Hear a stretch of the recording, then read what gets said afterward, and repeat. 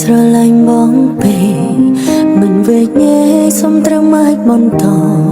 តែយូរទៅអូនដូចនោះកំណត់បងត្រូវការពេលណាក៏បាន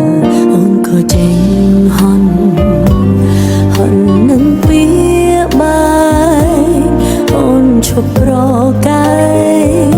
តែខាត់អូនឲ្យនៅ